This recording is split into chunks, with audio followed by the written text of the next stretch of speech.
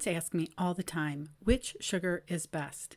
Well, here's the short answer. The best sugars are the least refined ones, like maple syrup, honey, and coconut sugar, and occasionally I use molasses. In this video, I'll cover the reasons why I choose these, and if you stay till the end, I'll include my favorite chocolate chip cookie recipe. But first, I'd like to talk about how much sugar we are consuming and where to look for those hidden sugars, because if you're asking which sugar is best, then you must be trying to eat healthier. So let's make this a valuable discussion.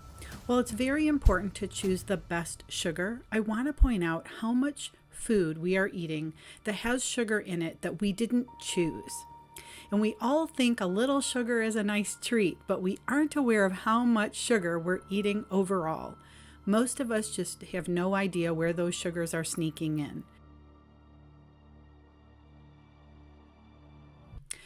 Americans are averaging 150 pounds of sugar per year. Harvard Health says that we're using about 60 pounds of added sugar per year. So if you clicked on this video wondering which sugar was best, it's to decide which sugar to use when cooking or baking. That would be added sugar. Your body doesn't care if it's added sugar or natural sugar, it still has to process it. When we think of sugar, we are probably thinking of cakes, cookies, and ice cream, but we are not considering pizza, pasta, or chips and salsa. Let's take chips and salsa. We think of it as a salty snack, but 1 cup of salsa and a bag of tortilla chips is very high in carbohydrates, which breaks down into sugar, and that can be nearly 48 grams of sugar. See, so the Harvard study wouldn't count that because that's not added sugar. And where we get blindsided is when we drink our calories. So many beverages are loaded with sugar, and it's not just soda anymore. Parents are taking their kids to bubble tea cafes and smoothie shops thinking it's the healthier treat. But here's the truth. A large bubble tea can pack 50 to 70 grams of sugar. That's more than 2 cans of Coke. And many smoothies are the same. Fruit plus juice plus added syrups and concentrates means you're drinking dessert in a cup. In my cooking classes, the kids learn to read ingredient labels and become aware of how much sugar is added to all of our food. It's always shocking to them to see sugar, in like pizza sauce. So here's the first takeaway. Don't drink your sugar. It's the fastest way to overwhelm the body and the easiest way to cut back. And this is a good point for me to say, if you struggle with sugar addiction, you are not alone. I do understand. I have been through it myself, and I'm trained as a processed food addiction coach. So stay till the end and I'll give you my Cut the Cravings chocolate chip cookie recipe and the exact recipe that I used to get myself off of processed food. All right, now let's get back to answer your question of which sugar is best. Think of it as a spectrum. We have white table sugar. This is the one that I cut out 16 years ago. This could be made from sugar cane or sugar beets. Here in the US, it's mostly sugar beets.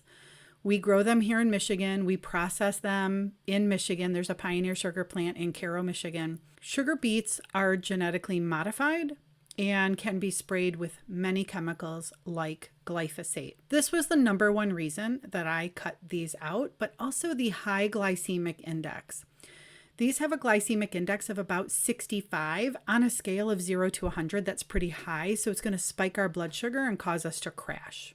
When I consume things with white sugar, it often causes me to crave more. So it does something to flip the switch in my brain and make me want more. I do not consume brown sugar anymore, and I have really nothing more to say about that except that it's glorified white sugar. I use maple syrup, which comes from maple trees. It has a glycemic index of about 54, minimally processed. I do try to buy local. It is sweet, but it does have some natural minerals in it. And then we have raw honey, which I also source locally. Has a glycemic index, again, similar to maple syrup, about 55. It's antimicrobial, antioxidant, and can really help with seasonal allergies because it has naturally occurring bacteria in it. And then my favorite is coconut sugar. Coconut sugar has a very low glycemic index of 35. It has inulin, which is a prebiotic fiber, and it has minerals. It's less sweet. It helped me to retrain my taste buds when I was getting off of processed foods. It does not cause a sugar high or a sugar crash. It really was my turning point for my processed food addiction and my sugar addiction. However, if you currently struggle with sugar addiction, switching immediately to coconut sugar may not give you the sugar high that you're used to and may cause you to overeat. So what I find when I work with people is to take them from white sugar to maple syrup or honey and then retrain their taste buds, reduce those sugar cravings so that we can get to coconut sugar. And this is exactly how I structure my cooking classes. I teach the kids how to use maple syrup and honey, and then we move them to coconut sugar. Now, I will occasionally use molasses, and I will also occasionally use agave nectar. Agave nectar gets a lot of mixed reviews. It is high in fructose, which can be hard on the liver. However, I have muscle tested agave nectar and it seems to work fine for me, again, in limited quantities. So why does all of this matter? Because sugar isn't just empty calories. It changes the way our bodies work. Dr. Robert Lustig has shown that sugar is a driver of type 2 diabetes, and yes, kids are now being diagnosed with a disease that was once called adult-onset. Non-alcoholic fatty liver disease is also on the rise in children, driven by high sugar and fructose intake. And Dr. Stephen Gundry says it plainly, all sugar is sugar. Glucose is used by every cell in the body, but fructose, it's almost entirely metabolized in the liver, where it can lead to fat storage and inflammation. So whether it's soda or juice or agave nectar, too much sugar is fueling chronic disease. And this is why I wanted to preface the fact that we are consuming so much sugar. I am not going to say that you have to live sugar-free to be healthy, but I did want to start this video with hidden sugars and talk about the amount of sugar that we are consuming to help you put it into perspective. We really need to be strategic. The Glucose Goddess offers hacks that I also teach in my cooking class. Fat, fiber, protein. The kids hear me say it all the time with every single meal. Fat, fiber, protein, because it slows down the impact of sugar. It keeps us satiated, and it actually gives us what we need.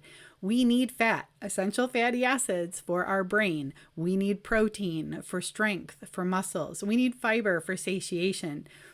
And we don't need sugar. So let's use it sparingly. Even the best sugar becomes a problem if we're adding 60 pounds a year. And since you stuck with me to the end, here's my bonus, my Cut the Craving chocolate chip cookies. And these are proven. They have helped me and many of my clients wean themselves off of sugar while feeling satiated because of the fat, fiber, and protein that are in this recipe. They're made with just a few simple ingredients like avocado oil, almond flour, Redmond's real salt, maple syrup, and some dark chocolate. They are full of fat, fiber, and protein, so you'll satisfy your sweet tooth without spiking cravings. Almond flour is a low glycemic index, high in fiber, and full of minerals. Avocado oil has omega-3s, dark chocolate, which we know is actually an antioxidant. Maple syrup has a much lower glycemic index than white sugar. And then, of course, we have that Redmond's real salt, which has minerals. Why healthy fats help us reduce our cravings is they keep us full longer. The healthy fats trigger satiety hormones like leptin that tell your brain, I'm satisfied, so you don't keep reaching for more sugar. They stabilize our blood sugar. So fat slows the release of sugar into the bloodstream. So there's no big spikes and crashes giving me that, give me sugar now panic. They calm the brain's reward system. Omega-3 fats like the DHA in salmon and walnuts support dopamine and serotonin signaling. So when your brain chemistry is balanced, you're not chasing a quick sugar rush for a mood boost. They fight inflammation that fuels cravings. See, omega-3s lower inflammation, which not only improves mood, but also reduces the stress-driven sugar cravings that many people feel. I know many people who have been ashamed to realize that they are addicted to sugar, that they need sugar, that they crave certain foods. Freedom Kitchen truly is the roadmap from processed food to real food. And there's strategies to help us do that. It is what's behind my success in coaching and the success of my Freedom Kitchen Kids cooking program. You see, the food industry isn't going to change for us, but we can change what we cook with. We can change what's in our kitchen, and we can surely change what we eat when we're aware or we're informed. Freedom begins in your kitchen.